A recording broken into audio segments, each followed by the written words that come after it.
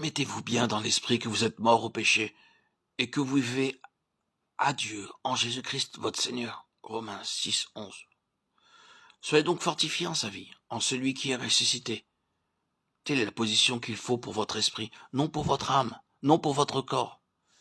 Celui qui est uni au Seigneur est un même esprit avec lui. 1 Corinthiens 6, 17. Non pas un mélange d'âme et d'esprit, mais l'âme ayant été répandue en oblation, sa mort.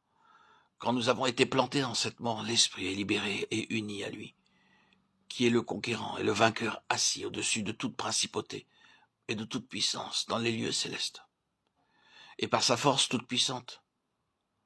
Être fort dans le Seigneur signifie être fort de sa force toute puissante. Selon le premier chapitre des Éphésiens, sa force toute puissante est cette même vertu toute puissante qu'il a déployée en Christ quand il l'a ressuscité des morts et qu'il l'a fait asseoir à sa droite. Éphésiens 1, 19, 20. Cette même force toute puissante peut s'emparer de notre esprit et l'élever dans cette position de victoire. Votre esprit n'y atteindra jamais, à moins que vous ne soyez expérimentalement unis à celui qui s'y trouve, par sa force toute puissante. Cette même force est celle qui ressuscita Jésus des morts et l'emporta à travers les puissances de l'air.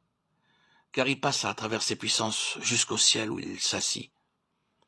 Soyez fortifiés dans cette position, dans votre esprit et dans cette force de l'esprit qui procède de l'union avec celui qui vainquit et s'assit à cette place de victoire et de puissance.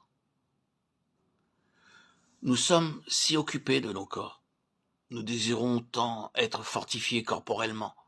Mais si nos esprits sont forts, nos corps le deviendront aussi. Notre corps ne doit pas porter notre esprit, mais c'est notre esprit qui doit dominer notre corps. Pour qu'il en soit ainsi, il faut que l'esprit soit fortifié par cette force toute puissante, en donnant à l'esprit une nourriture spirituelle. La parole de Dieu, voilà cette nourriture. Ces paroles sont esprit et vie. Lorsque l'esprit est fort, il assimile la nourriture spirituelle de la Bible, et notre esprit est nourri. Nous avons besoin d'un esprit vraiment fort, plus que d'un corps fort, et même plus que d'une forte intelligence. Notre intelligence sera fortifiée si nous possédons un esprit qui la vivifie, car c'est dans cet esprit que le Saint-Esprit demeure. C'est le sanctuaire de Dieu. C'est l'endroit où Dieu demeure. Et il faut que la force de Dieu toute-puissante entre dans notre esprit, jusqu'à ce qu'il soit fortifié dans le Seigneur, dans sa force toute-puissante.